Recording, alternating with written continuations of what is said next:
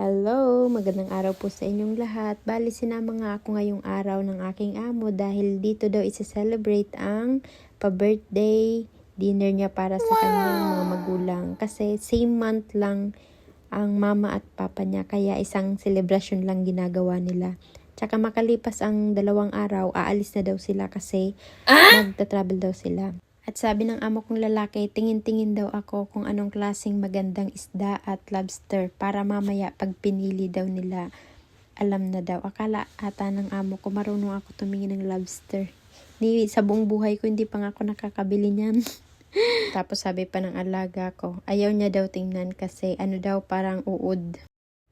Bali, ito nga po pala guys ay kalapate. Noodles na may shrimp. Balat ng baboy na may konting duck.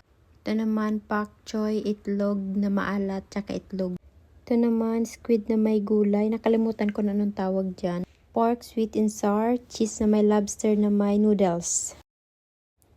Ito naman ay chicken. Buo yan.